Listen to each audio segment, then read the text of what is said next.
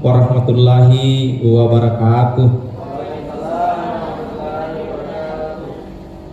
Alhamdulillah, puji syukur kita panjatkan kehadirat Allah Subhanahu wa taala karena atas segala limpahan rahmat dan karunia-Nya sehingga pada hari ini Bapak Ibu bersama dengan teman-teman yang lain, Bapak Ibu guru berkumpul di tempat ini di ruang komputer atau lab komputer SMA Negeri 1 Sinjai.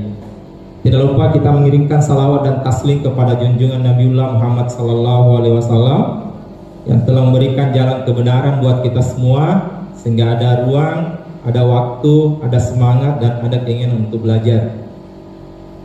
Bapak Ibu yang saya hormati, pada kesempatan kali ini kita akan bersama sekitar 1 jam ke depan untuk bersama-sama belajar bersama dalam praktik baik untuk pengimbasan terkait dengan budaya positif modul 1.4.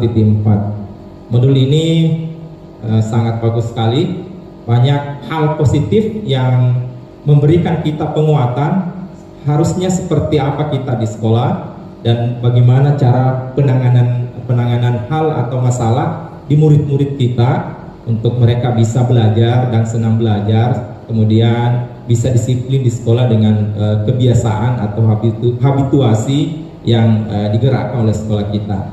Namun Bapak Ibu, sebelum saya membahas terkait dengan budaya positif sebagai rangkaian dari CGP Rekognisi yang saya ikuti, maka terlebih dahulu kita akan mendengarkan pengantar dari Bapak Muhammad Nur SPD GR selaku koordinator penggerak sekolah, dalam hal ini Kombel Sekolah Kombel Bersatu SMA Negeri 1 Sinjai.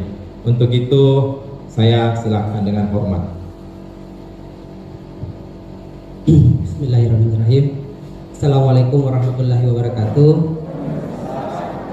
Ya, Bapak Ibu guru hebat, di siang hari ini masih menyiapkan waktunya untuk sama-sama di ruangan ini untuk di kelas berbagi atau asimilasi kegiatan calon guru penggerak, di mana di kegiatan asimilasi ini merupakan salah satu rangkaian kegiatan dari guru penggerak, dan di modul 1 ada namanya budaya positif ya. Jadi kebetulan juga saya sudah pernah mengikuti kegiatan ini dan sudah menjadi guru penggerak sekarang, dan harapannya ke depannya bukan hanya sampai di sini saja Bapak Ibu guru, tentunya harapannya itu Bapak Ibu guru yang hadir di tempat ini bisa juga mengikuti langkah dari teman-teman yang sudah mengikuti program yang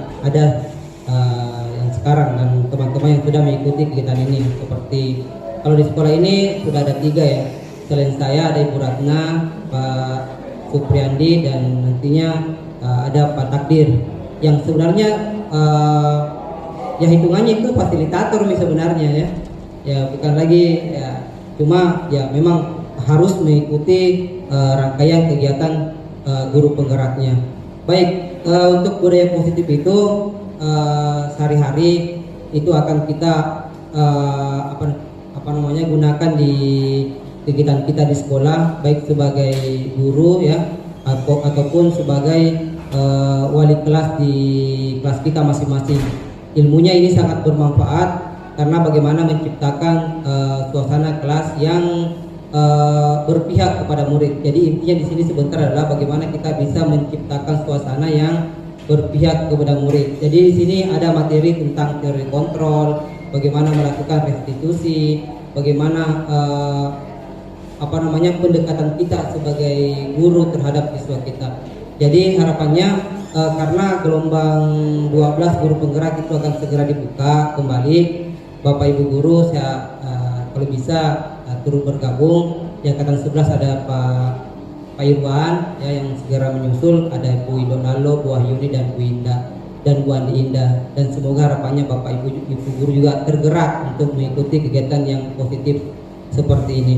Baik, mungkin tidak terlalu lama, saya mewakili perwakilan komunitas guru penggerak yang ada di sekolah kita yang diwadahi oleh komunitas belajar bersatu. Sukses Pak untuk kegiatannya. Semoga bisa menjadi energi positif untuk kita semua. Sekian dari saya. Wabillahi taufiq wal hidayah. Assalamualaikum warahmatullahi wabarakatuh. Terima kasih Pak Nur atas pemahamannya, memberikan penguatan ke kita terkait dengan budaya positif yang akan kita ikuti bersama pada kesempatan hari ini. Baik, Bapak Ibu, bagaimana kabarnya hari ini? Baik, terima kasih Bapak Ibu untuk hadir membersamai pada hari ini. Saya sangat bahagia sekali. Kenapa? Karena ketika Bapak Ibu mau belajar bersama, berarti itu artinya ada semangat untuk mau mengembangkan kompetensi kita. Karena sebenarnya tujuan kita untuk belajar di sini pasti Bapak Ibu sudah tahu. Kita belajar untuk siapa? Untuk kita atau untuk murid-murid kita? Ya, kalau Parapi semuanya, untuk guru dan juga untuk siswa atau peserta didik atau murid-murid. Ada yang memberi asumsi bahwa kita di sini mau belajar hanya untuk memang tujuannya untuk murid dan murid, atau memang hanya tujuannya untuk guru saja, murid nanti belakangan. Iya. Baik Bapak Ibu, dalam konsep ini sebenarnya ketiga apapun yang kita lakukan terkait dengan belajar, apakah belajar pemahaman teori atau belajar memahami sebuah praktik, tujuannya sebenarnya adalah untuk murid-murid kita, murid dan murid. Karena secara langsung atau tidak langsung sebenarnya kita sudah belajar. Tetapi ketika kita belajar untuk pengembangan kompetensi kita, berarti jelas ada hal perubahan yang kita inginkan di ruang kelas.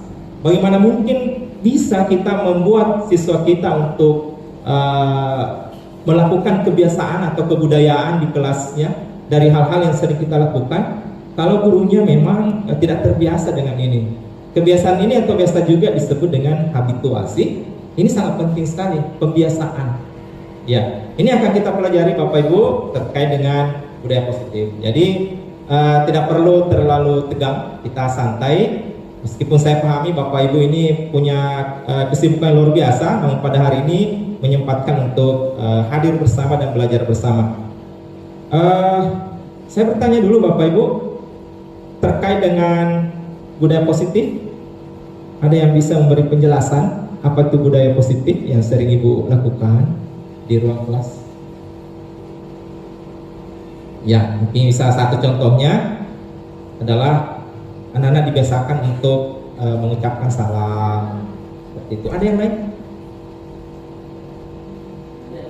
Ya, Pak Junaidi silakan. Ya, salah satu mungkin budaya positif adalah pada awal pembelajaran kita tanyakan kabar ke anak-anak, kemudian kayak membentuk kesepakatan kelas sebelum kita mulai pembelajaran, atau di awal semester kita kesepakatan kelas dibentuk, atau pada sebelum pembelajaran dimulai. Itu kayaknya seperti yang saya paham Pak tentang budaya positif. Makasih Pak. Iya, baik, luar biasa nih Pak Junaidi telah berikan pemahaman ke kita. Jadi konsepnya adalah kita sama-sama belajar. Apa yang Bapak Ibu lakukan di ruang kelas, praktik baik itu, ketika melakukan kebaikan ke anak-anak, itu adalah sebuah budaya positif. Segala sesuatu yang baik itulah budaya positif Bapak Ibu. Salah satu contoh tadi yang diterapkan. Jadi banyak sebenarnya praktik-praktik budaya positif, dan itu adalah sesuatu yang bernilai dan bermanfaat buat anak kita. Baik Bapak Ibu, sebelum kita lanjut ke sini, ya ke pembelajaran kita, saya dulu mau ice breaking. Ya, ice breakingnya sederhana Bapak Ibu. Ini sering dipraktikkan. Kalau misalnya Bapak Ibu guru bahasa Indonesia, itu adalah makanan ringan kita bersama. Kebetulan saya juga guru bahasa Indonesia. Tetapi kalau Bapak Ibu bukan guru bahasa Indonesia, saya percaya ini pernah sih dilakukan, tapi tidak biasa. Ya, pernah dilakukan tapi tidak sering. Nah, kita melakukan ini jangan sampai dengan belajar bersama di sini itu nanti bisa dipraktikkan di ruang kelas. Kan biasanya di ruang kelas itu pada jam-jam terakhir itu setelah duhur, itu anak kita itu biasanya sudah mulai tidak bersemangat. Betul atau tidak? Nah, itu sudah mulai loyo, letih, lesu. Kenapa? Karena faktor cuaca barangkali yang membuat anak-anak kita tidak bersemangat, apalagi panas. Nah, bagaimana supaya anak kita bersemangat di jam-jam terakhir? Anggaplah itu jam terakhir. Bagaimana menjadikan jam terakhir serasa jam pertama? Kan pasti ada perbedaan antara jam pertama dengan jam terakhir. Kalau jam pertama itu pasti semangatnya luar biasa. Gurunya bersemangat, siswanya juga oke. Seperti itu, bersemangat luar biasa. Tetapi giliran setelah duhur, Masya Allah, sudah mulai ada gejala-gejala. Siswa sudah mulai kelihatan mau menyerah pada keadaan. Guru-guru biasanya ketika melihat siswa tidak bersemangat juga sudah merasa loyo. Ya, guru tidak boleh loyo. Guru tidak boleh patah semangat, apalagi buang handuk meninggalkan kelas itu. Jangan lakukan itu. Itu adalah hal yang bukan budaya positif. Nah, baik Bapak Ibu, terkait dengan itu kita akan ice breaking untuk menyemangati di sini supaya Bapak Ibu bersemangat. Ya, ada kertas yang sudah dibagikan tadi tim. Sudah dipegang masing-masing Bapak Ibu? Nah, saya berikan ruang atau waktu sekitar 3 sampai 5 menit untuk menyusun sebuah puisi. Puisi ini berjudul, ada judulnya ya. Judulnya sederhana, ini mengikat sebenarnya karena Bapak Ibu dilarang terbang ke sana ke sini mengambil hal-hal sesuatu yang bukan ranahnya Bapak Ibu. Ada aturannya. Kenapa harus ada aturan? Supaya kita tertib dan hasilnya bagus. Nah, judul puisi ini adalah, saya bagi dua nanti. Ada judul jika dan ada judul maka. Seperti itu. Kalau laki-lakinya di sini adalah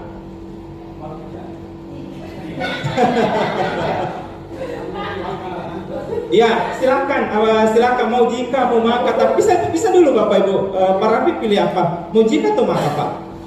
Mau jika, ada apa jika Pak? Ya. Ya, satu saja Pak, satu saja ya. Jangan diambil semua itu. Pokoknya jangan dijawab ini cerita, jangan dijawab.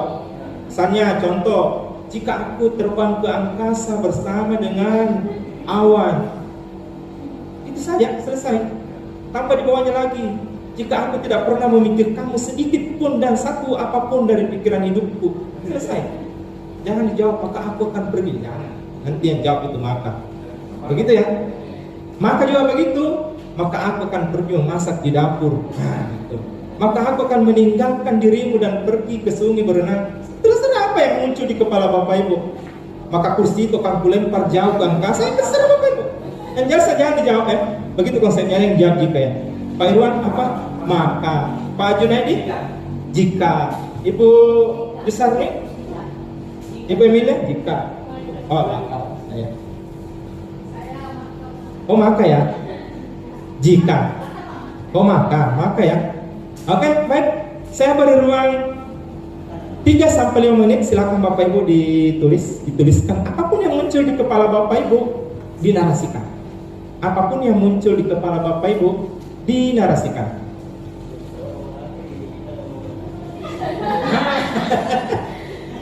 Ya, jadi Pak Rafi jangan dijawab ya ketika memilih jika saja, jika 4 satu bait 4 baris ya. Oke. Ya, begitu nanti. Oke, 3 sampai 5 menit. Silakan Bapak Ibu ditulis. Apapun yang muncul di kepala Bapak Ibu dalam pikiran Ibu silakan. Kalaupun itu terkait dengan pembelajaran di ruang kelas, maka jauh lebih baik. Kalaupun terkait dengan kerinduan Bapak Ibu dengan kampung halaman, silakan ditulis. Iya. Kalaupun itu terkait dengan masa lalu yang menyedihkan, silakan ditulis. Tidak dilarang. Kalau itu terkait dengan sebuah kebahagiaan karena tiba-tiba ada namanya masuk dalam daftar PPG, maka tulislah kebahagiaan itu dalam puisi ini. Iya, betul. Iya. Dan ini juga penting Bapak Ibu, ketika Bapak Ibu menulis, maka paling tidak kita telah membuka ruang pikiran kita untuk mau memahami diri kita dan mau juga memahami keadaan di sekitar kita. Karena ketika menulis, maka semua akan terungkap dengan indah. Kalau menurut saya, ya.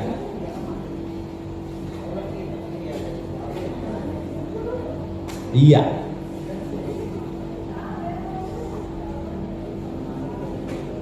Ya, masih ada waktu Bapak Ibu sekitar 3 menit. Silakan diselesaikan, dipermantap, karena ini penting sekali. Ketika Bapak Ibu guru bisa menulis, maka anak-anak kita pasti akan jauh lebih paham untuk menulis.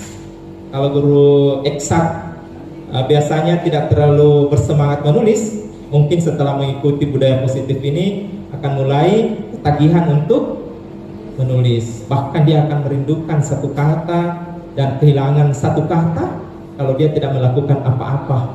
Seperti itu. Ya, lagi 2 menit Bapak Ibu.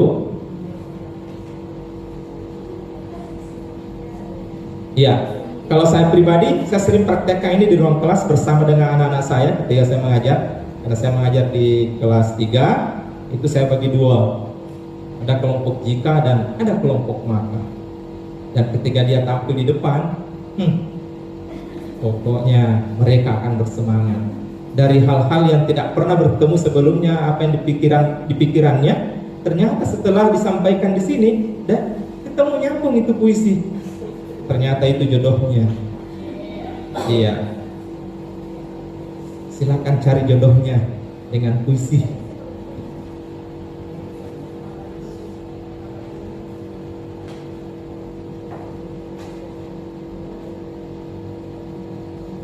Ya, gimana Bapak Ibu? Oke.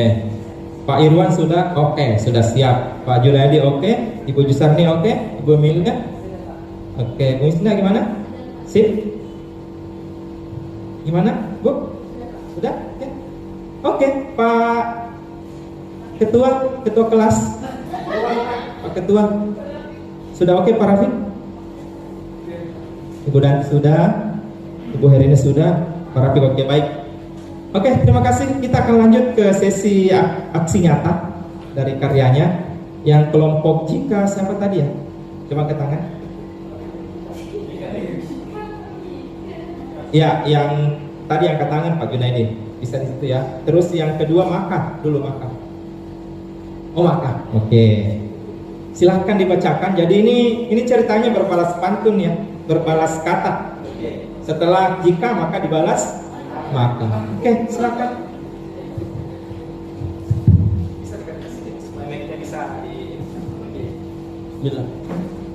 Jika siswaku mulai bosan belajar,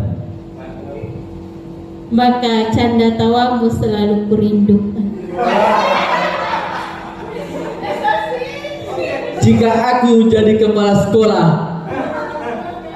maka semua rintangan akan kita lewati bersama.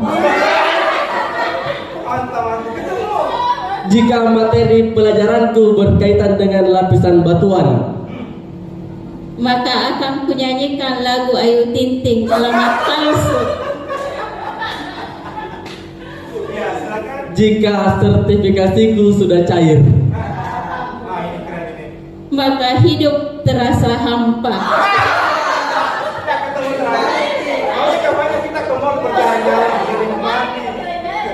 Oke, tepuk tangan dulu. Luar biasa keren. Iya. 3 yang nyambung, 1 yang tersesat. Tapi tidak apa-apa. Ini sebuah pengalaman luar biasa. Baik, selanjutnya. Pak Rafiq. Jika ya, yang makan di sini ada makan tadi. Siapa? Siapa yang bukan? Nanti. Jika aku sedang lapar,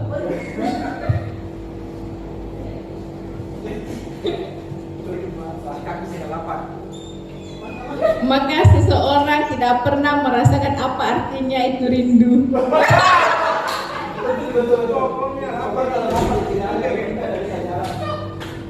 jika aku memandangmu dari kejauhan, Maka lautan akan kuseberangi.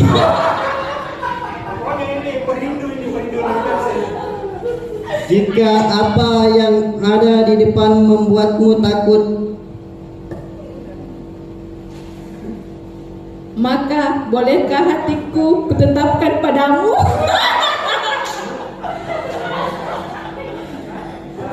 Ya, puitis juga ini. Satu lagi. Jika dirimu adalah pusat kekuatan dan kelemahanku, Kuat ini kuat. maka tidak ada kata rindu yang terpendam. Iya, tepuk tangan. Iya, ternyata satu guru matematika dan satu guru biologi ternyata sastrawan banget, ya luar biasa. Terakhir, Pak Iwan apa ya? Maka di sini jika, oke. Bisa sedikit supaya bisa perhatian dekat-dekat. Oke. Jika harus kuarungi samudra, maka hasil akan menjadi akhir dari sebuah proses yang maksimal. jika rindu layaknya gelap dan terang yang bertemu di kala senja, maka tetaplah menjadi purnama yang selalu bersinar untuk menerangi sang malam. jika bertemu untuk berpisah,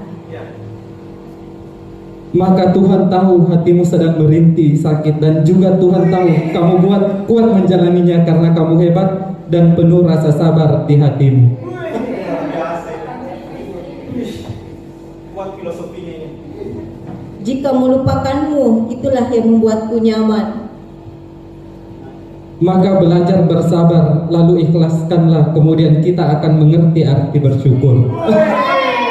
Tepuk tangan, tepuk tangan. Luar biasa, ini yang terakhir ini sangat nyambung sekali. Kita selesaikan nanti di warung kopi kalau begini. Kuat sekali. Kalau kita membuat sebuah karya dan begini dan ketemu, bisa dibukukan nanti ini. Ingat, ini baru satu bait dan Pak Baris, ada satu puisi hanya 1-2 baris saja. Dan itu sangat melegenda. Puisinya Situr Situmorang, bulan di atas kuburan, malam lebaran, bulan di atas kuburan. Itu saja selesai. Ternyata maknanya luar biasa. Ya, sama dengan karyanya Bapak Ibu yang barusan tadi, ini akan menyemangati kita. Silahkan diaplikasikan di ruang-ruang kelas bersama dengan anak-anak kita. Biarkan mereka melakukan apapun, biarkan mereka berkarya dengan apapun, insya Allah anak-anak kita akan senang dan bahagia. Seperti itu ya. Full memorinya Pak, masih ada. Ini full. Ya, baik Bapak Ibu, kita lanjut. Ya, dengan yang dijelaskan tadi Bapak Ibu dengan penjelasan puisi, maka kita masuk dulu di sini. Kita dulu selesai di sastra dan esbrikinnya. Tadi kita akan masuk dulu di sini. Mudah-mudahan bisa menjadi kebiasaan kita. Ya, saya Takdir Kahar. Saat ini berada pada posisi program guru penggerak ini sebagai CGP, calon guru penggerak rekognisi. Jadi kalau teman-teman yang lain itu dia adalah CGP, tetapi dia adalah CGP reguler. Kalau saya adalah calon guru penggerak rekognisi namanya. Jadi istilahnya dalam hal ini adalah penyesuaian untuk mendapatkan juga nanti kekuatan yang sama dengan guru penggerak sertifikat. Dan mudah-mudahan berkat pengimbasan ini itu bisa berdampak buat kita semua dan Bapak Ibu bisa juga ada di program ini. Ya, saat ini kami bertugas sebagai fasilitator di Nusa Tenggara Barat di 2 kabupaten, yaitu Kabupaten Bima dan Kabupaten Lombok Timur. Dan besok kami akan ketemu dalam kegiatan ruang kolaborasi modul ini juga seperti itu.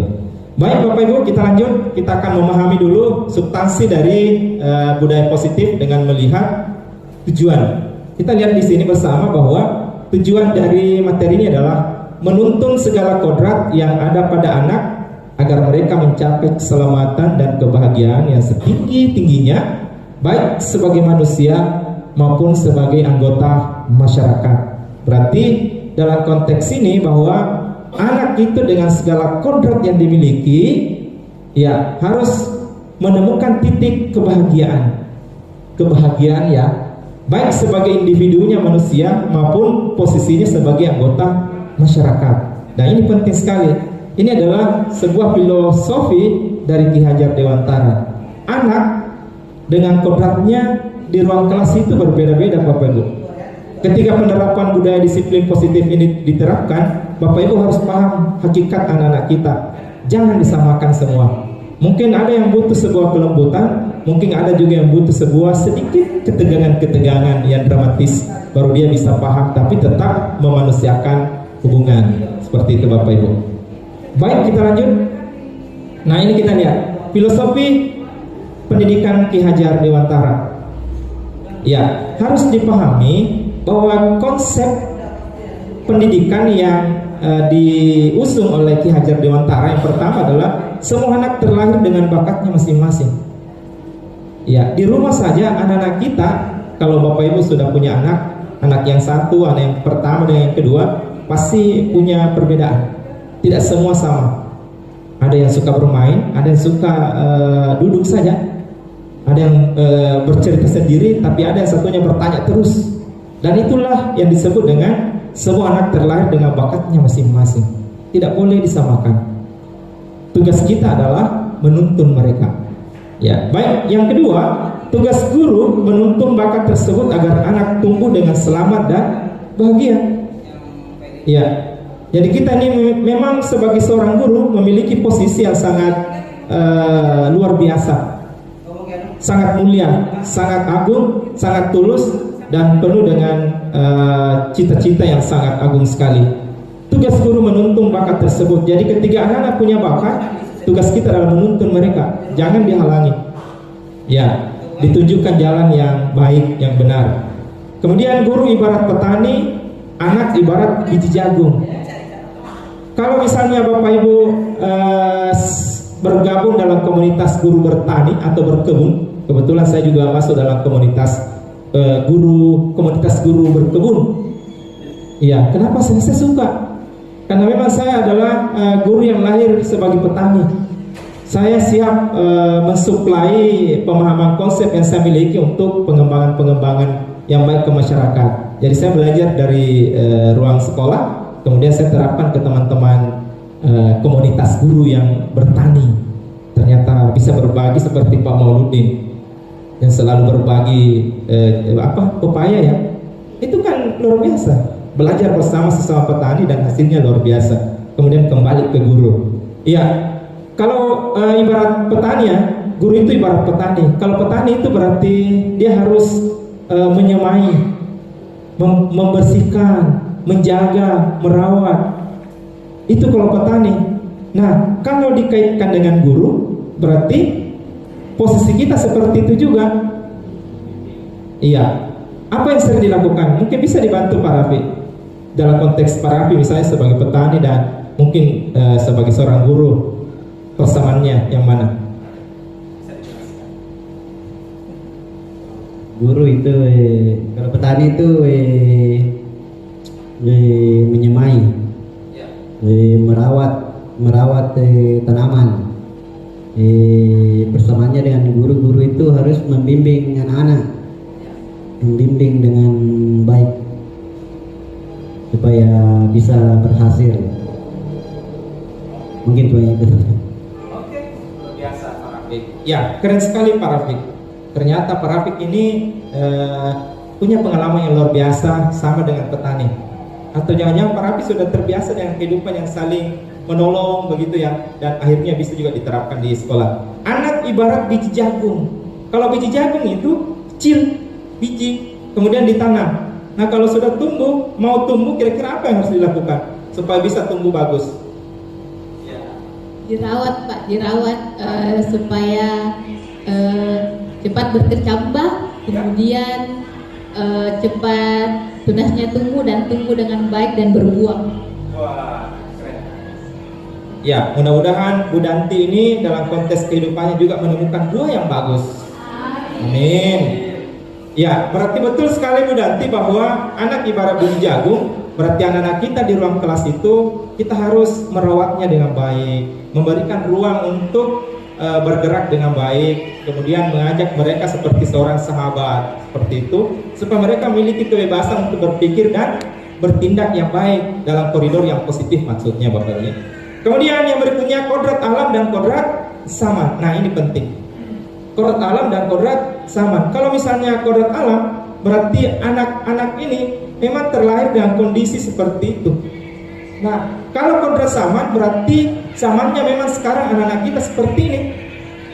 Makanya ketika ada seorang guru yang menolak kondisi kodrat zaman ini di anak-anak kita, maka yakin saja setengah mati untuk menangani. Karena kondisi masa lalu kita sebagai seorang guru yang terlahir lebih duluan ketimbang anak-anak kita, itu yang selalu kita mau terapkan. Dulu seperti itu, dulu saya seperti ini, tapi anak-anak mengatakan tidak, sekarang saya begini.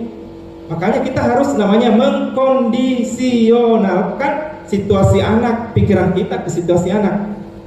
Jangan dipaksakan. Kalau anak-anak kita belajar teknologi, suka teknologi games, maka masuki mereka dengan belajar game. Ada Kahoot, ada Quizizz, ada yang Wonderwall. Banyak sebenarnya. Tinggal Bapak Ibu sebenarnya bagaimana mengantarkan mereka dengan kodrat zamannya ini. Pasti mau belajar. Kemarin saja saya di SMA Negeri 10 Tondra, 1 bulan sebelumnya di Madrasah Mandua Sinjai, dan sebelumnya di SMA 12, itu saya memberikan game pada jam-jam setelah duhur dan mereka suka. Bapak Ibu guru juga suka ternyata. Semua bahagia, berteriak senang dengan aplikasi Kahoot. Memang soal saya kemas dengan menarik sehingga akhirnya semua mereka bahagia dan senang belajar. Dari ngantuk awalnya, setelah belajar ini kuis, mereka bahagia, senang, dan matanya sudah terbuka lebar, siap belajar bersama. Seperti itu. Berarti masuklah di dunia anak dengan kondisinya sekarang, kodrat alam dan kodrat zamannya. Berpihak pada anak. Nah ini dia, berpihak pada anak, artinya berpihak memahami anak kita. Sama kalau kita mau mengajar di kelas, kita harus memahami kebutuhan belajar anak.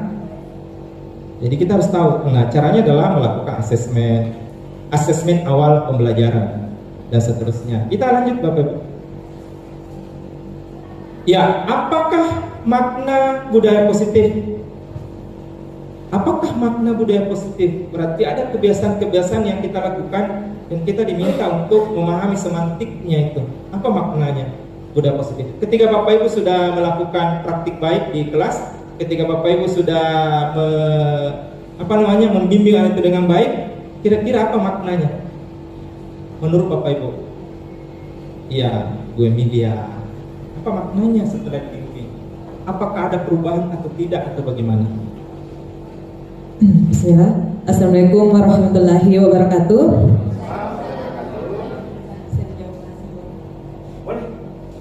Jadi kalau misalnya di sini saya kaitkan antara makna budaya positif dengan contoh penerapan positif yang telah kita terapkan. Kalau kita misalnya kaitkan dengan filosofi yang pertama tadi, bagaimana kita seorang guru itu mengajar agar peserta didik kita atau siswa kita itu mencapai kebahagiaan setinggi-tingginya dalam pembelajaran. Jadi budaya positifnya di sini, bagaimana seorang guru itu betul-betul mengajar sesuai dengan karakteristiknya peserta didik kita. Jadi kita mencoba memfasilitasi, mengerti apa sebenarnya yang peserta didik kita butuhkan, sehingga peserta didik ini nantinya akan merasa positif dengan belajar atau merasa bahagia yang setinggi-tingginya setelah mencapai pembelajaran. Kemudian untuk pertanyaan kedua, apa contoh penerapan positif yang telah kita terapkan? Jadi seperti di asesmen sumatif yang sedang berlangsung ini, saya dan beberapa rekan kerja yang lain itu telah menerapkan ujian asesmen dengan berdiferensiasi. Jadi kami berdiferensiasi produk dengan acuan karakteristik peserta didik kita, yaitu gaya belajar mereka. Jadi kami menerapkan ini dengan harapan bahwa peserta didik ini akan mencapai kebahagiaannya itu karena sesuai dengan minatnya atau sesuai dengan gaya belajarnya, sehingga mereka tidak merasakan adanya tekanan. Kemudian mereka akan merasakan bahwa apa yang dilakukan itu memang gaya belajarnya atau itu memang yang sesuai dengan karakteristik mereka. Jadi kami sudah terapkan ada visual dengan asesmen produknya itu infografis, kemudian ada juga auditori dengan produknya itu berupa slide bersuara, jadi suara mereka yang direkam. Kemudian yang terakhir yang unik itu yang kinestetik, mereka membuat produk dengan video menjelaskan, jadi mereka bergerak untuk menjelaskan. Itu mungkin dari saya Pak, saya kembalikan. Assalamualaikum warahmatullahi wabarakatuh. Ya, ini sangat keren sekali apa yang sudah diaksi nyatakan oleh Ibu Emilia di ruang kelas terkait dengan budaya positif ini sudah bergerak, dan saya kira ini sangat patut untuk diapresiasi, dan kita juga bisa belajar memahami ini dan bisa diterapkan di pembelajaran kita. Terima kasih Ibu Emilia dengan apa yang sudah dijelaskan dan apa yang sudah dipraktikkan. Ini sangat luar biasa. Ya baik Bapak Ibu, kita masuk di sini. Iya, Bapak Ibu, dalam konteks ini budaya positif di sekolah, jadi kita harus melihat kembali sesuai dengan maknanya tadi bahwa nilai-nilai dan kebiasaan-kebiasaan di sekolah yang berpihak pada peserta didik agar mereka dapat berkembang menjadi pribadi yang kritis, penuh hormat, dan bertanggung jawab. Jadi ada 3 kata kunci di sini terkait dengan pribadi atau karakter murid yang kita ingin wujudkan. Yang pertama adalah kritis. Kritis bukan berarti sesuatu hal yang musuh bagi kita. Ketika anak kita kritis, selalu bertanya, selalu meminta penguatan, selalu memberikan juga masukan, bahkan kritika untuk perbaikan pembelajaran kita, jangan dianggap itu adalah sesuatu musuh yang mengganggu saya. Justru itu adalah sesuatu hal yang harus kita ucapkan terima kasih kepada anak kita. Itu adalah bentuk perubahan yang mereka inginkan ke kita, karena yang bisa menilai kita adalah murid-murid kita. Kalau murid-murid kita tidak pernah memberikan asesmen, bagaimana mungkin kita bisa memberikan yang terbaik buat mereka? Jadi jangan merasa kita jatuh. Saya kira tidak, harus diubah sekarang paradigma itu, bahwa masukan dari anak-anak kita itu penting sebenarnya. Makanya kita diharuskan untuk melakukan selalu refleksi terkait dengan hak pembelajaran kita. Ini anak-anak menarik atau tidak? Ini sudah bagus atau tidak? Yang mana butuh penguatan? Yang mana butuh selanjutnya untuk dilakukan? Kemudian penuh hormat. Ya, memang konteks budaya positif ini adalah kita harus selalu lari pada konsep saling menghargai, saling menghormati. Jadi begitu siswa kita menghormati gurunya, itu luar biasa. Begitu mau keluar dari ruangan, kemudian dia ingin misalnya buang air kecil dan dia mengatakan izin Bapak Ibu, mohon maaf saya mau keluar, luar biasa. Tapi ada juga anak kita yang tidak minta izin, langsung keluar saja. Tapi saya kira yang perlu diperkuat di situ adalah kebiasaan-kebiasaan positif seperti membuat kesepakatan kelas, dan ada juga namanya keyakinan kelas. Jadi ada 2. Kesepakatan kelas itu biasa juga disebut dengan peraturan, dan yang satunya ini adalah keyakinan kelas. Jadi 2 ini ada hal yang memang sama tapi ada perbedaan. Sebentar kita paparkan ini. Ya, kemudian bertanggung jawab. Jadi hal yang paling diinginkan adalah ketika anak kita memiliki rasa tanggung jawab. Ketika dia merasa bersalah, maka dia akan mengatakan, saya Bu yang salah. Ketika dia mengatakan, Bu ini yang benar, mungkin Ibu perlu meluruskan sedikit. Nah, apa kita mengubah haluan, melihat apakah memang saya yang benar atau memang bagaimana? Nah, itu dan seterusnya Bapak Ibu. Ya, baik. Itu terkait dengan budaya positif ya Bapak Ibu, nilai-nilai kebajikan yang sering kita lakukan. Kita lanjut. Ya, apa yang harus kita lakukan? Kita harus memahami tentang perubahan paradigma. Nah, ini perubahan paradigma ini penting sekali, apalagi terkait dengan persoalan mindset kita. Kalau misalnya kita ini seorang guru yang selama ini selalu cepat menyerah, begitu memang, biar tonji, urusannya, itu kan harus juga paradigma itu ke paradigma positif. Itu bukan mencirikan sebagai seorang guru yang mau membangun anak-anak kita untuk lebih baik. Ya, jadi perubahan paradigma adalah untuk membangun budaya yang positif. Jadi selalu kita dituntun untuk konsep kata budaya positif. Kemudian sekolah perlu menyediakan lingkungan yang positif. Nah, ini hak sekolah. Kemudian aman dan nyaman agar murid-murid mampu berpikir, bertindak, dan mencipta dengan merdeka, mandiri, dan bertanggung jawab. Ini praktik ini sudah kita terapkan bersama-sama setiap hari, hampir setiap pagi dengan budaya 3S itu. Ya, kita ingin menyediakan lingkungan yang positif. Salah satunya adalah dari kita untuk memberikan contoh kepada murid-murid kita. Kita sambut di depan, bukan berarti mau memperlihatkan bahwa saya bagaimana, tidak. Tapi paling tidak adalah menyambut semangat anak-anak kita bahwa ternyata guruku sudah duluan, itu contoh.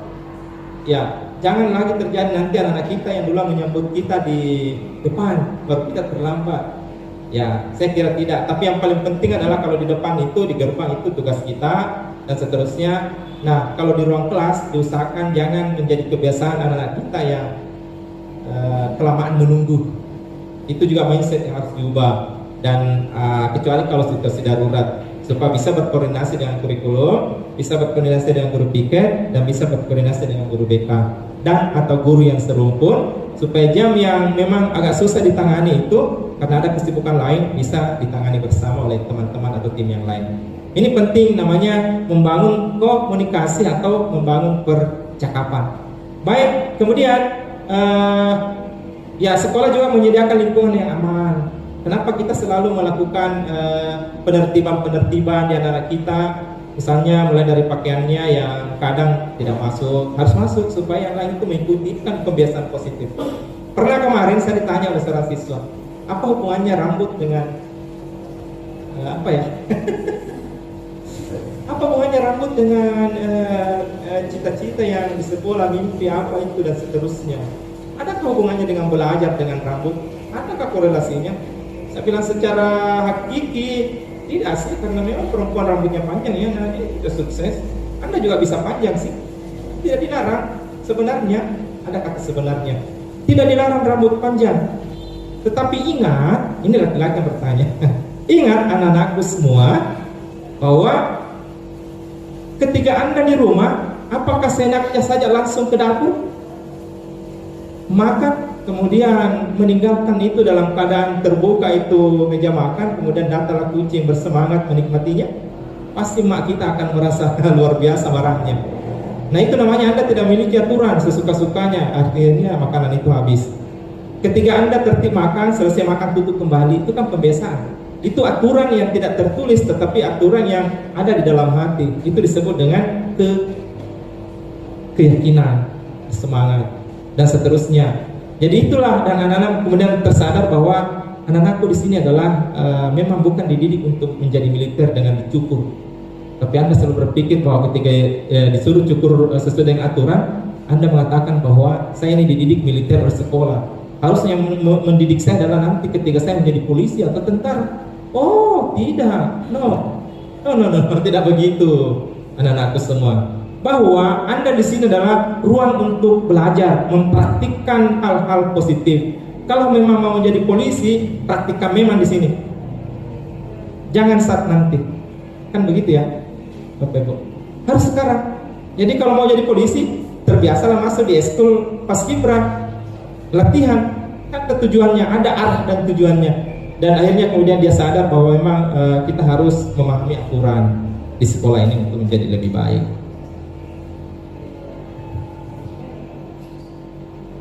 Cocok itu? Ya. Kemudian yang berikutnya, perubahan paradigma yang harus menjadi perhatian kita adalah lazimnya disiplin dikaitkan dengan kontrol, dalam hal ini kontrol guru dalam menghadapi murid. Berarti lagi sekian menit nih. Kemudian berikutnya perhatikan Bapak Ibu, kenapa tadi ada perubahan paradigma? Karena ada teori kontrol yang harus dipahami, ada ilusi kontrol. Kita lihat bersama. Nah ini adalah pendapat dari seorang tokoh, namanya adalah William Glasser dalam kontrol teorinya untuk meluruskan miskonsepsi tentang ini kontrol ini. Ilusi guru mengontrol murid. Ya, ilusi guru mengontrol murid artinya adalah ada sebuah khayalan, ilusi. Kemudian ilusi bahwa semua penguatan positif, efektif dan bermanfaat. Ya, kemudian ilusi bahwa kritik dan membuat rasa bersalah mampu menguatkan karakter. Ya ini. Kemudian ilusi bahwa orang dewasa berhak untuk memaksa. Betulkah itu? Nah, kita lanjut. Nah, ini ada perubahan paradigma yang harus Bapak Ibu lihat. Ini namanya perubahan paradigma atau stimulus respon. Bisakah kita mengontrol seseorang? Pertama adalah stimulus respon. Kita mencoba mengubah orang agar berpandangan sama dengan kita. Nah, ini berat sekali nih. Ini adalah stimulus respon. Ya. Kemudian teori kontrolnya itu adalah kita berusaha memahami pandangan orang lain tentang dunia. Kemudian ada juga perilaku buruk dilihat sebagai suatu kesalahan. Ya, itu stimulus respon. Perilaku buruk dilihat sebagai suatu kesalahan. Kemudian kalau teori kontrol itu adalah semua perilaku memiliki tujuan. Ya, semua perilaku memiliki tujuan. Apakah perilaku baik atau tidak baik, pasti ada tujuannya. Nah, ini harus kita pahami. Kemudian yang berikutnya, saya bisa mengontrol orang lain. Wow, kalau saya tidak bisa. Saya tidak bisa mengontrol. Mengontrol kekasih saya saja dulu waktu kuliah itu tidak bisa. Karena mereka juga memiliki kehidupan yang berbeda yang lain. Haruskah aku kontrol mereka? Tidak bisa lah. Bagaimana Bapak Ibu? Bisakah mengontrol orang lain? Tidak bisa ya. Tapi mengontrol suami itu penting ya. Mengontrol istri juga penting. Ya baik. Anda tidak bisa mengontrol orang lain ya. Kemudian pemaksaan ada pada saat bujukan gagal. Ketika bujukan gagal, maka masuklah paksaan. Ketika engkau tidak mampu mencintaiku, maka aku memaksa masuk ke kehidupan nyataku yang sesungguhnya. Bahaya ini. Kolaborasi dan kesepakatan menciptakan pilihan-pilihan baru. Nah, kita ada di sini. Kolaborasi dan kesepakatan menciptakan pilihan-pilihan baru. Itu pentingnya kita berkolaborasi. Kemudian model berpikir memang menang kalah. Kemudian model berpikir menang. Jangan selalu berpikir apa ya, menang kalah, tapi berpikir menang. Bapak menang, saya menang. Kan begitu ya. Anak-anak bahagia, guru bahagia. Ketika cair cair sertifikasinya. Ya baik, ini makna kata disiplin. Nah, ini kata disiplin adalah kebiasaan hari-hari yang kita hadapi. Perhatikan Bapak Ibu, kata disiplin sering dikaitkan dengan tata tertib. Ingat ya, tata tertib. Kemudian teratur, kepatuhan. Kemudian apalagi peraturan. Kata disiplin juga sering dihubungkan dengan hukuman. Ya, disiplin, kalau tidak dihukum. Kemudian itu adalah sungguh berbeda karena belajar dengan disiplin tidak harus dengan memberi hukuman. Jadi sebenarnya ada hal kebiasaan juga yang terjadi di sekolah kita dan kadang di sekolah lain juga seperti itu, bahwa disiplin ini adalah menjadi maknanya mereka masing-masing dengan caranya. Malah tidak seperti itu. Jadi mudah-mudahan Bapak Ibu dengan kelak nanti masuk di program guru penggerak, bertemu dengan konsep ini, insya Allah bisa menerapkan di ruang kelas dan menghasilkan kebahagiaan bersama dengan murid. Ya, Ki Hajar Dewantara menyatakan bahwa untuk mencapai kemerdekaan atau dalam konteks pendidikan kita saat ini dan untuk menciptakan murid yang merdeka, cara utamanya adalah disiplin yang kuat. Ya, kita memang harus mengubah paradigma. Jangan disiplin itu selalu diibaratkan dengan sebuah hukuman. Pokoknya berdiri di situ, menghadap matahari, hormat. Wah, itu kan hukuman atau konsekuensi. Nah, baik, kita lanjut. Ya, disiplin dimaksud adalah disiplin diri dengan memiliki motivasi internal. Berarti motivasi dari dalam diri sendiri. Kemudian, jika kita tidak memiliki motivasi internal, maka kita memerlukan pihak lain untuk mendisiplinkan kita. Kalau misalnya dari pihak kita, keluarga tidak bisa, maka kita butuh orang lain. Saya pernah menonton sebuah video di TikTok. Itu anak-anak suka melawan orang tuanya. Pokoknya melawan, masih kecil. Melawan, baru SD barangkali kelas 1, kelas 2 itu. Ternyata untuk mendisiplinkan itu dia panggil polisi atau tentara. Pernah dilihat ya? Untuk mendisiplinkan. Ternyata pada akhirnya anak-anak itu mulai sadar. Adalah perubahan ketimbang emaknya dengan bapaknya yang melakukan pendisiplinan. Berarti ada kalanya memang kita butuh orang lain. Sama ketika Bapak Ibu pergi melamar dan ditolak, sesekali ajak orang lain untuk pergi melamar. Siapa tahu orang lain itu dengan pepatahnya yang luar biasa, dengan puisinya jika maka, dan akhirnya diterima. Jadi memang kita butuh orang lain untuk membantu. Jangan bahagia di kesendirian. Oke. Bahagia bersama orang lain. Teori motivasi perilaku manusia. Kita lihat bersama, ada namanya motivasi eksternal, motivasi ini, kemudian internal dan tujuan disiplin. Ini ada 3 bahagian. Bisa dilihat di atas. Untuk menghindari ketidaknyamanan atau hukuman, apa yang akan terjadi apabila saya tidak melakukannya? Pasti muncul pertanyaan itu dari dalam. Ini namanya motivasi eksternal ya. Apa yang akan terjadi apabila saya tidak melakukannya? Untuk mendapatkan imbalan dari orang lain atau institusi, apa yang akan saya dapatkan apabila saya melakukannya? Untuk menghargai diri sendiri menjadi insan sesuai harapan kita, saya akan menjadi orang yang seperti apa bila saya melakukannya. Itu adalah motivasi internal, tujuan disiplin positif. Kita ke sini, ini adalah bagian dari pembagian dari konsep peraturan kelas, kemudian keyakinan kelas. Ya, ini peraturan kelas akan menjadi sebuah bagian dari keyakinan kelas, kemudian lingkungan positif terwujud, kemudian terakumulasi menjadi sebuah budaya positif. Jadi ketika peraturan kelas terwujud, maka keyakinan kelas itu akan menyertai, dan pada akhirnya terwujud sebuah lingkungan positif, dan kemudian menjadi pembiasaan itu akhirnya menjadi sebuah budaya positif. Ya, baik Bapak Ibu, ya sedikit lagi keyakinan kelas, hukuman dan penghargaan. Nah, kita lihat bersama mengapa tidak peraturan saja, mengapa harus keyakinan? Kan ini yang menjadi hal yang tadi yang menjadi perdebatan di pikiran kita. Mengapa tidak peraturan saja? Kenapa harus keyakinan? Mengapa harus keyakinan kelas? Mengapa kita memiliki peraturan harus menggunakan helm bila mengendarai kendaraan roda 2? Itu kan peraturannya.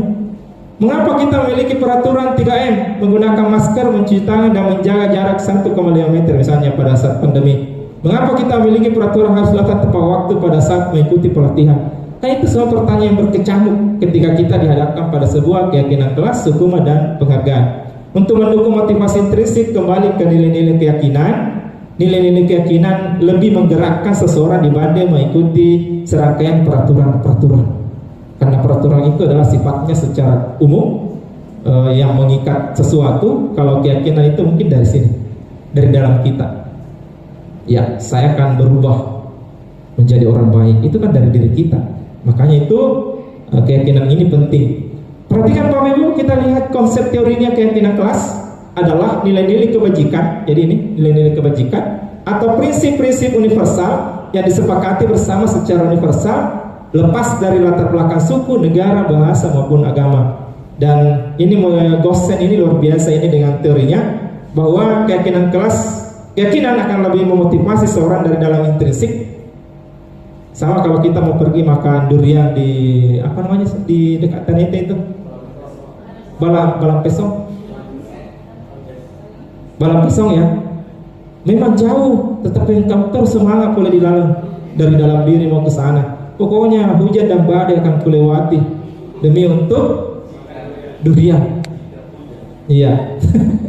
Itu kan keyakinan dalam ini. Berarti itu yakin bisa menembus. Ini keyakinan penting sekali. Seseorang akan lebih bersemangat untuk menjalankan keyakinan daripada hanya sekedar mengikuti serangkaian peraturan. Itu berarti saudara pemahamannya. Nah, kita lanjut. Pembentukan keyakinan kelas. Keyakinan kelas bersifat abstrak. Abstrak itu berarti tak terlihat ya, Pak Iwan ya.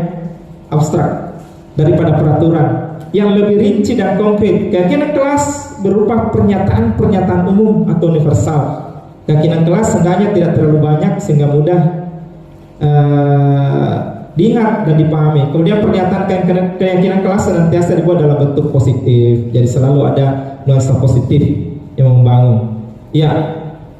Dan seterusnya, kemudian ini contoh penerapan peraturan dan keyakinan kelas atau nilai kebajikan. Kalau misalnya selalu kembalikan buku ke tempatnya, ya kalau keyakinan kelasnya adalah memang sudah tanggung jawab. Jangan dibiarkan berserakan. Itu. Dilarang mengganggu orang lain, itu peraturannya. Kan biasa begitu, dilarang bersuara. Ya, kalau keyakinan yang menghormati orang lain dari diri sendiri. Kalau misalnya dilarang mengganggu, ya jangan dirimu mengganggu orang lain, kan itu maksudnya berarti yakin ya, keyakinan diri. Hadir di sekolah 15 menit sebelum pembelajaran dimulai, berarti menghormati orang lain, komitmen pada tujuan. Kemudian dilarang melakukan kekerasan, berarti keselamatan, menghormati orang lain. Pokoknya selalu ke diri kita. Kalau saya melakukan kekerasan, pasti kan buruk. Tetapi coba jaga saja marwah diri kita, dan kita bisa menjaga itu dan orang lain juga selamat. Kemudian dilarang menggunakan narkoba, berarti kita selalu lari kepada faktor kesehatan. Kalau saya melakukan ini berarti kesehatan saya terganggu. Iya, gunakan masker. Pokoknya ini adalah kesehatan dan keselamatan. Ya, seperti Pak Irman. Selalu menggunakan masker. Jangan berlari di kelas atau koridor, berarti adalah keamanan dan keselamatan. Iya, itu peraturan dan keyakinan. Ini berat-berat ringan saya lihat ini. Tapi butuh filosofi yang kuat untuk penerapannya. Iya, kemudian dihukum oleh penghargaan. Ini pengaruh jangka pendek dan jangka panjang. Penghargaan penghukum, penghargaan mengurangi ketepatan. Ini yang terjadi kalau segala sesuatunya itu selalu dikasih reward. Jadi ada bagusnya reward itu juga menurut beberapa teman. Kalau saya kasih reward. Saya kasih reward kalau mengajar, misalnya saya kasih reward teman anak-anak saya dan bersemangat belajar. Ada yang sering melakukan itu? Dan bagaimana anak kita? Oh, apa rewardnya itu, Bu? Poin nilai gula-gula enggak? Iya.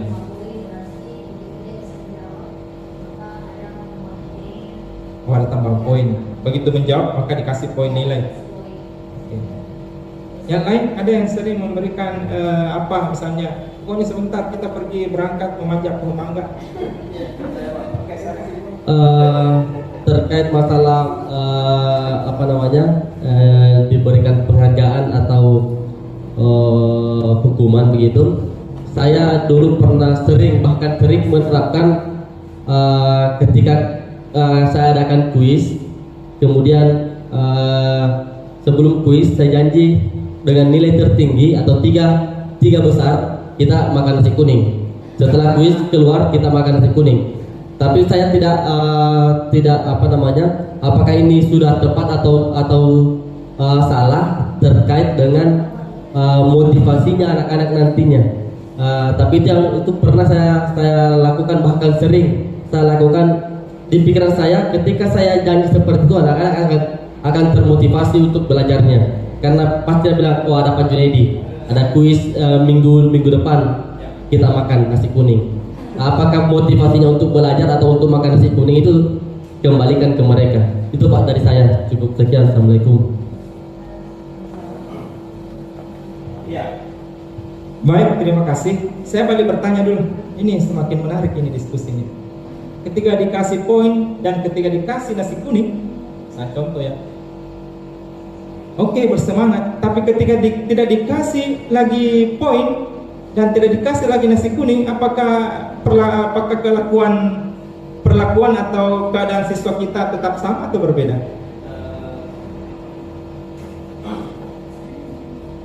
Kalau dari perlakuannya Pak berbeda. Makanya saya katakan apakah ini benar atau salah. Tapi kalau dari segi perlakuan pasti anak-anak akan berbeda perlakuannya. Karena sebelum kuis dijanji nasi kuning, otomatis pasti dia akan berpikir keras bagaimana supaya nilainya bagus. Tapi ketika kita tidak menyampaikan bahwa ada reward, maka dia akan melemahkan semangatnya itu Pak. Ya, seperti itu katakan. Oke, baik. Dengan penjelasan itu berarti kita sudah bisa menarik benang merahnya sebenarnya, bahwa jangan sering-sering melakukan reward atau penghargaan ke anak kita. Bapak Ibu juga harus melakukan riset. Yang sampai gara-gara itu akhirnya oke sih, tetapi efek jangka panjangnya ini buruk bagi anak-anak kita. Nanti mau menikah kalau mendapatkan seorang yang kaya misalnya ada ya, tapi begitu dia tidak menemukan itu, hidupnya mati betul kelihatan itu kan bahaya. Jadi ada sesuatu, jadi buatlah anak kita tanpa itu tapi tetap semangat. Itu pasti ada caranya Bapak Ibu ya. Oke, kita lanjut. Ini dan seterusnya, penghargaan tidak efektif, penghargaan merusak hubungan. Ingat, merusak hubungan. Karena ketika tidak ada nasi kuning, dia sudah membenci kita. Itu perlu dipahami ya, perlu dipahami. Penting ini. Iya, dan penghargaan mengurangi ketepatan dan seterusnya. Baik, kita lanjut. Ya, waktu kita sisa kurang lebih beberapa menit lagi selesaikan. Ya, ini nanti dikerja di rumah saja ini. Ini tindakan guru mencatat 100 kali dalam buku kalimat. Saya tidak akan terlambat lagi karena terlambat ke sekolah. Hukuman atau konsekuensi? Nanti saya kasih PR ini, diselesaikan ya, dianalisa di rumah Bapak Ibu, dicari titiknya. Ini hukuman atau konsekuensi? Ada menarik juga. Lari mengelilingi lapangan basket 2 kali karena terlambat hadir di sekolah. Sering kan? Alasannya supaya kuat ototnya. Padahal, apakah ini hukuman atau konsekuensi? Nah, dan seterusnya. Kita lanjut. Ini nanti saya kirimkan ke share ke grup WA ya, untuk dibaca dan dianalisa. Kemudian googling juga untuk mencari penguatan literasi terkait dengan ini. Baik, kita lanjut. Ternyata jawabannya.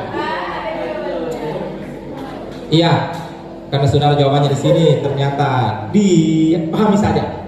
Ya, sambil mencari literasi yang lain. Kenapa? Karena jangan sampai menurut ibu tidak seperti ini. Ya, mungkin punya alasan tersendiri. Ini istilahnya seperti kisah pada 1000 wajah. Toh, banyak pikiran, banyak pendapat, dan itu adalah pendapatnya masing-masing. Kita lanjut. Ya, perbedaan hukuman dan konsekuensi ini penting diperhatikan Bapak Ibu. Sesuatu yang menyakitkan harus terjadi. Kalau konsekuensi sesuatu yang harus terjadi, ya terjadi lah, paling maka. Mau kuapakan diriku ini terjadi? Haruskah saya mengembalikan beberapa menit yang lalu? Tidak bisa gitu. Iya, lupakan mak. Kan begitu kalau dalam bahasa sastranya. Membuat anak sakit fisik maupun hati untuk jangka waktu lama itu hukuman. Membuat anak merasa tidak nyaman dalam jangka waktu pendek itu konsekuensi. Berarti janganlah anak itu berpikir pokoknya balas dendam kan nanti. Begitu ya. Buat selesaikan cepat itu masalah supaya anak tidak berlarut-larut dalam penderitaan pikiran. Kemudian anak membenci kedisiplinan. Justru kalau di konsekuensi anak menghargai disiplin. Ya. Kemudian mendorong anak menyakiti diri sendiri. Kalau mendorong anak agar mudah menyesuaikan diri. Konsep diri yang buruk, konsep diri yang baik. Anak belajar untuk menyembunyikan kesalahan. Anak belajar untuk mematuhi peraturan. Marah, rasa bersalah, dipermalukan, merasa tak dihargai. Kalau konsekuensinya adalah kehilangan hak, dibuat tidak nyaman, diasingkan untuk sementara. Iya, dan seterusnya. Baik, kita lanjut ke konsep Bapak Ibu di sini. Ya, ini 5 posisi kontrol yang harus dipahami Bapak Ibu. Ini penting sekali. Kita bisa melihat ada penghukum, pembuat merasa bersalah, membuat merasa bersalah. Kemudian ada bagaimana kalau teman dengan anak kita, bagaimana kalau pemantau, bagaimana kalau manajer. Levelnya ini yang paling tinggi adalah manajer. Nah, apakah Bapak Ibu sudah ada di tingkatan manajer? Kita lihat. Yang pertama adalah misalnya penghukum. Ini, misalnya guru berbuat, menghardik, menunjuk-nunjuk. Ini menghardik, menunjuk-nunjuk, menyakiti, menyindir. Itu adalah penghukum. Kalau guru berbuat, pokoknya ikut lagi, mata putar jaringan. Kemudian membuat rasa bersalah, berceramah dan mengatakan seharusnya ibu kecewa. Itu kan membuat anak-anak kita biasa merasa bersalah. Saya kecewa nak. Selama ini kau yang kuanggap sebagai itu anak kembali merasa bersalah. Itu berarti di sini adalah membuat anak-anak kita merasa bersalah untuk mencari kemenangan di kita. Ini harus hati-hati di sini Bapak Ibu. Karena kalau salah di sini, salah memahami anak kita dengan apa yang disampaikan, itu biasa larinya potong kompas. Ya. Teman membuatkan alasan-alasan untuk muridnya. Pokoknya buatlah alasan yang membuat mereka merasa seperti teman kita. Tunggu bro, apakah begitu? Pokoknya bahasa-bahasa yang teman. Pemantau menghitung dan mengukur. Wah, ini pemantau. Mengukur. Banyak hitungannya. Manajer mengajarkan, mengajukan pertanyaan. Apa yang menyebabkan? Berarti sistemnya manajer adalah sistem coaching. Menyelesaikan masalahnya sendiri anak itu dengan caranya dia. Tapi cara kita memasukinya dengan yang membuat mereka bisa menemukan jawabannya sendiri. Itu namanya coaching. Dan seterusnya silakan Bapak Ibu pahami ini. Kemudian kita lanjut di sini. Apa itu restitusi? Ya. Restitusi adalah proses menciptakan kondisi bagi murid untuk memperbaiki kesalahan. Itu restitusi. Kemudian mereka, ya sehingga mereka bisa kembali pada kelompok mereka dengan karakter yang lebih kuat. Berarti restitusi adalah menciptakan kondisi bagi murid untuk dia sendiri memperbaiki kesalahannya dan seterusnya. Itu restitusi. Ya, jangan sampai salah sebut ya Bu ya. Resleting bukan. Restitusi. Kasihlah nama anak nanti dengan nama restitusi pujangga. Kan keren anaknya. Kemudian lanjut sedikit lagi. Ya, 9 ciri-ciri restitusi. Yang pertama adalah bukan untuk menebus kesalahan, namun untuk belajar dari kesalahan. Itu perlu diingat. Kemudian memperbaiki hubungan, silaturahim. Tawaran, bukan paksaan. Talauna, kan tawari mereka. Kalau pergi ya begini, kalau tidak pergi ya kita saja. Tawari saja. Restitusi menuntut untuk melihat ke dalam diri. Ya. Kemudian restitusi mencari kebutuhan dasar yang mendasari tindakan. Restitusi diri adalah cara yang paling baik untuk memperbaiki diri. Kemudian restitusi fokus pada karakter, bukan tindakan, jadi karakter. Ya, kemudian restitusi fokus pada solusi, dan restitusi mengembalikan murid yang berbuat salah pada kelompoknya. Ini kita bisa lihat segitiga restitusinya. Ya, saya perbesar ya. Nah, ini dia.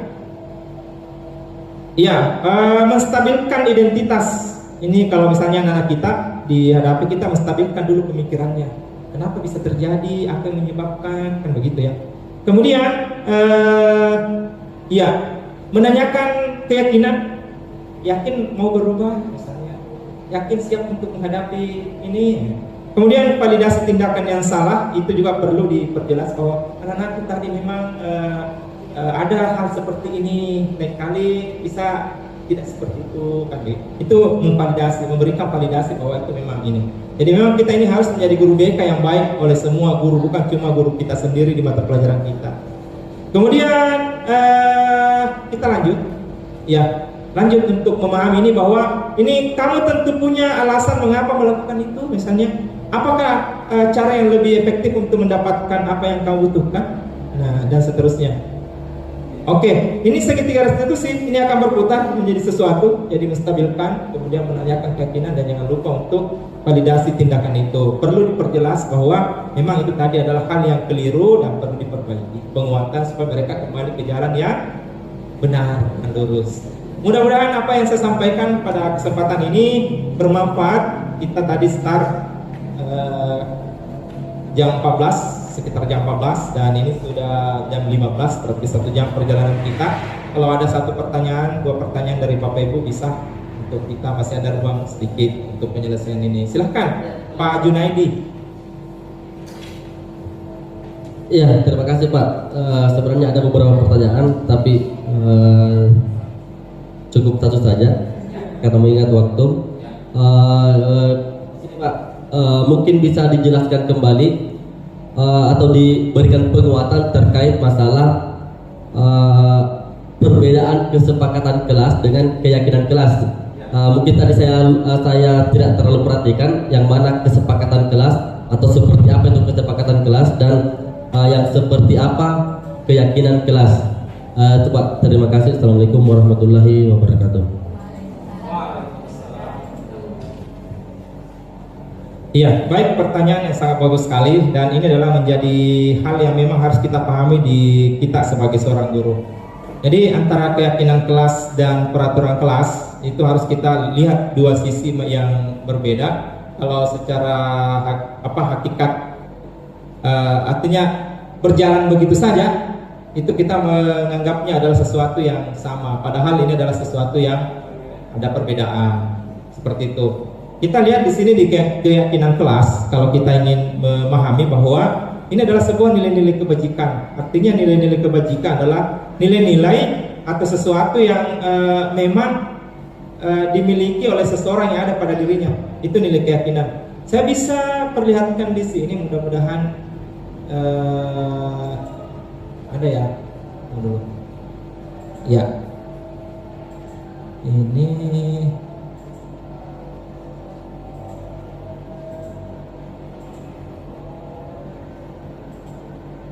ya, kita lihat di sini. Untuk tadi bahwa kalau keyakinan kelas itu kan bersumber dari konsep secara universal ya, yang bisa dipahami. Tapi kalau peraturan itu kan bersifat secara runtut dan jelas dan memang wajib untuk diikuti. Berarti bisa disimpulkan bahwa konsep keyakinan kelas itu adalah sebuah nilai-nilai yang dimiliki dari seseorang untuk bisa merubah keadaan. Misalnya saya tidak boleh berteriak, di rumah sakit. Itu keyakinan itu. Kalau saya berteriak kan ini, ya peraturannya adalah bahwa yang berteriak itu akan didenda. Ya, ada sesuatu kekuatan yang lain. Pokoknya keyakinan itu adalah sebuah bentuk motivasi dari seseorang untuk dirinya dan untuk bisa dipahami dan bisa dinikmati orang lain dengan baik. Itu keyakinan ya. Dan seterusnya. Kemudian kalau peraturan itu adalah peraturan-peraturan yang mengikat kita. Misalnya buang sampah pada tempatnya. Kemudian apalagi kalau biasa di kelas itu? Ya. Jangan dilarang merokok di sekolah, itu tata tertib ya. Itu peraturan itu. Dilarang no smoking area, no smoking area. Iya. Ya, area larang merokok. Ya, kalau keyakinan adalah bahwa kalau saya merokok itu berarti merusak kesehatan, itu keyakinan. Jadi ada dua hal yang berbeda. Ada dari dalam diri sendiri yang memang imbasnya tidak mengikat orang tapi bisa membuat orang bahagia. Gitu. Iya. Seperti itu Pak Junaidi. Apa yang kita pahami pada hari ini masih butuh penelusuran lebih jauh. Dan saya yakin praktik baik ini tidak hanya sampai di sini saja, tetapi masih ada praktik baik selanjutnya. Kita manfaatkan nanti komunitas belajar sekolah, kombel sekolah, untuk bisa belajar lebih baik lagi terkait dengan keyakinan kelas ini. Jadi seperti itu Bapak Ibu, kita buat komitmen bahwa mulai dari ice breaking, silakan kita manfaatkan di ruang kelas untuk membuat budaya positif anak-anak kita bisa lebih bersemangat. Kemudian konsep restitusi, kemudian tentang keyakinan dan peraturan kelas ini menjadi kebiasaan-kebiasaan atau habituasi, pembiasaan positif yang harus kita terapkan di kehidupan kita sebagai guru yang berprofil pelajar Pancasila. Terima kasih Bapak Ibu atas perhatiannya, mudah-mudahan ini bermanfaat. Terus belajar dan jangan puas dengan apa yang saya jelaskan, karena sesungguhnya guru itu adalah bukan guru hebat, bukan juga guru sempurna, tapi guru itu adalah guru yang belajar. Demikian, assalamualaikum warahmatullahi wabarakatuh.